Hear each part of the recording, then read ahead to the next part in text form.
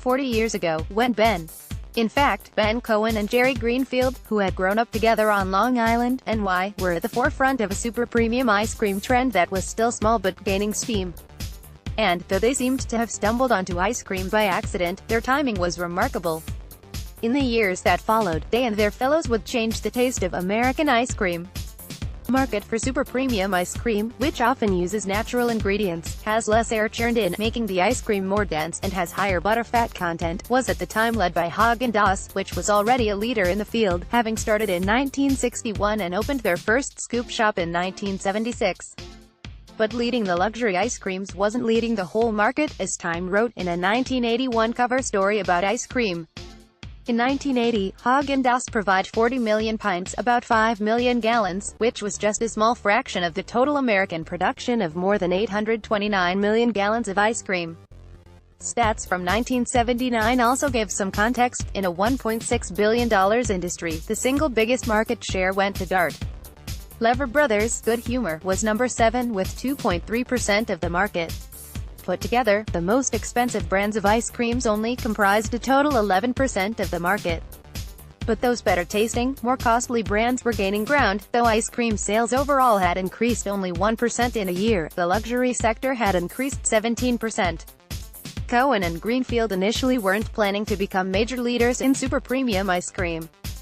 But Cohen wasn't having much luck selling his pottery and Greenfield had been rejected by medical schools, so they agreed to open some kind of store together.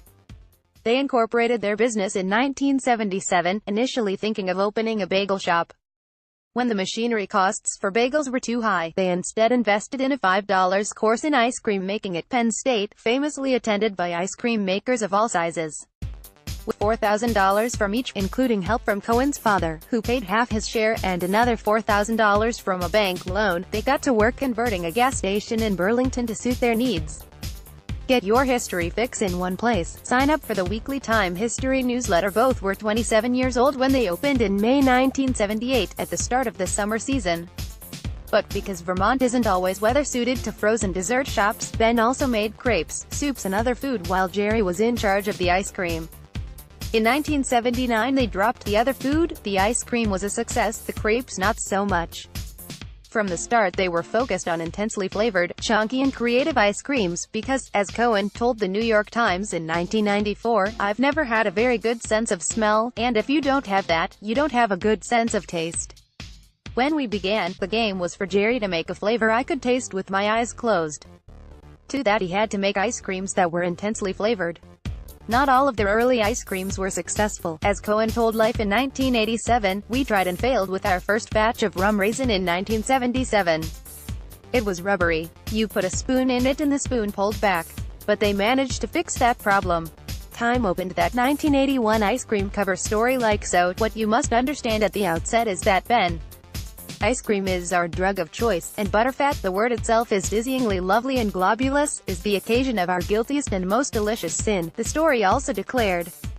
Where Häagen-Dazs' faux-Scandinavian name added to their high-end image, as Time noted in 1985, Cohen and Greenfield tried to create an image of simple down-home wholesomeness. That image went right down to the picture on the cartons, showing a picture of the two bespectacled, bushy-haired owners, who looked like refugees from a 60s commune. And it was working, the story explained. Only 7 years ago, Cohen and Jerry Greenfield were struggling entrepreneurs who sold ice cream in a single scoop shop that they had opened in a renovated gas station in Burlington, Vermont. Now Cohen and Greenfield, both 34, distribute their unusual flavors, including mint with Oreo cookies and Heath Bar Crunch, throughout the Northeast, from Maine to Maryland, and to selected stores in Indiana, Tennessee and Colorado. Sales in the first half of 1985 reached $3.6 million, twice the pace of last year. Häagen-Dazs, the ice cream that has the pseudo-Scandinavian name but is made in America by Pillsbury, pioneered the super premium field and spawned such imitators as Fruzen Glad J from Dart. Americans last year gobbled an estimated 66 million gallons of super premium ice cream, up about 12% from 1983. For years they kept the top salary at their company no more than 5 times larger than the lowest paid worker's salary. Their highest salary is now somewhere between 11 and 15 times the lowest full-time employees, according to a 2017 B Corp assessment. Expanding from their scoop shop to wholesale deliveries in 1979, the pair quickly brought their frosty wares to the Northeast and soon enough across the U.S. By 1987 they had a $30 million empire, with Ben & Jerry's ice cream in 35 states, and in 1994, the year Cohen stepped down as CEO, they hit $150 million. Today the market is changing again. Though rich, indulgent super premium ice creams are still top sellers, consumers are also looking for healthier desserts.